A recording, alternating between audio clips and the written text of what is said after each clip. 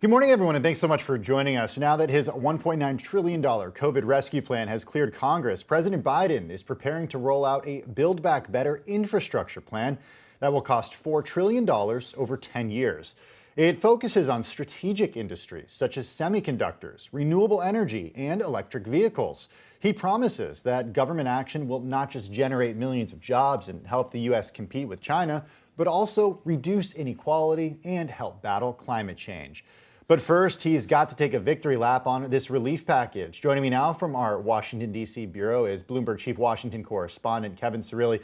Hey, Kevin, yesterday you said something along the lines that a source told you that this was the crowning achievement of the first 100 days of the Biden presidency. But just last week, Biden talked about how Obama was too modest to do a victory lap from the 2009 bailout. What kind of victory lap are we going to see from President Biden this time around?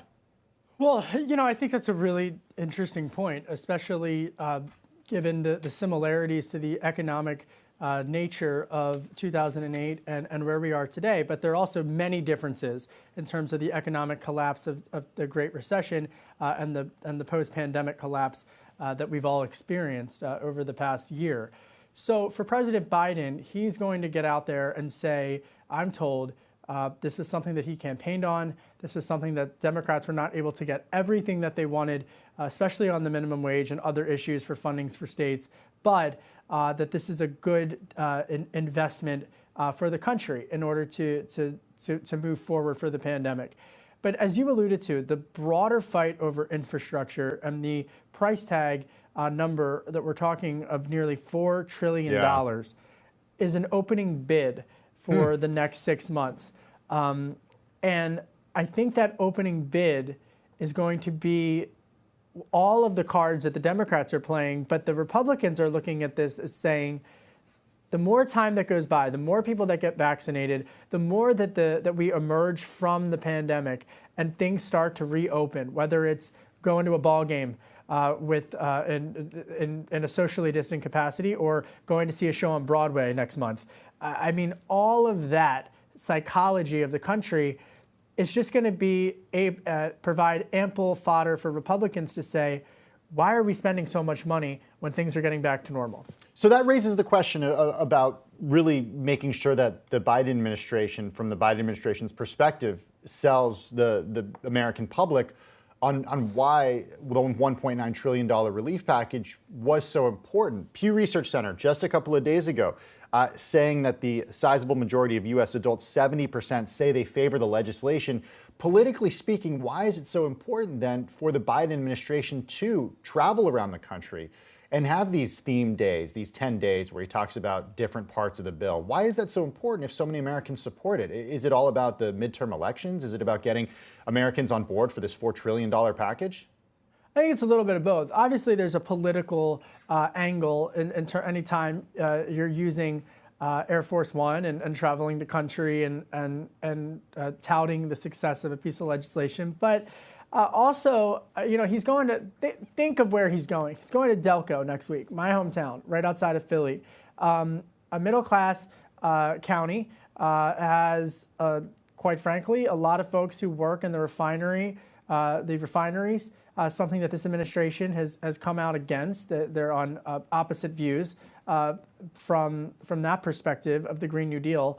But $1,400 stimulus checks, money for schools, money for vaccination distribution. This is all of the items that President Biden, who was a senator of Delaware, which is very close by south, and these are the things he's going to be talking about. But I would even go one step further, though, in saying that for Republicans, Tim, this is, again, an opportunity to really push for the reopening because just yesterday I talked with very liberal sources, and the source in one breath is saying, well, we need to spend $4 trillion, and in the next breath is saying, so when do you think the schools are going to open here in Washington, D.C.? Right. And that's not a hypocrisy moment. It's a moment of reality that people are ready to move forward. And I think that's the biggest difference between the Trump administration and the Biden administration is that it seems like we've turned a corner right now. Finally, this is very important. Semiconductor chip shortage and the supply chains. There is bipartisan agreement for that, and that is directly linked to manufacturing jobs and, from a geopolitical standpoint, a competitive edge against China. And so I can tell you, earlier this week I spoke with Senator Shelley Moore Capito, top Republican on the Environmental Protection Work Committee. That semiconductor chip shortage, if the administration's able to tie it to manufacturing jobs, definitely has bipartisan support. That would be a nice change to see as an American. But that's not $4 trillion. Yeah, to make it clear, that would not be the entirety of the infrastructure bill. So, Kevin, if we are talking about how Republicans are framing this, let's talk prices, because I know that Republicans are pushing this idea, which could have some legs, we don't know yet, about prices going up because of this influx of cash in the U.S. economy. What are these sources telling you? Well, it's like my dad always tells me, Tim, money talks, but you don't have to listen. And so I think as these negotiations continue to intensify, look, they just laid down a marker. I mean, but that's more money, by the way, than I think that the American Society of Civil Engineers estimated that we need for the roads and bridges in this country. But, I think I go back to when I was covering the Trump administration. Every week was infrastructure week. This week's infrastructure week. I guess I'm kind of.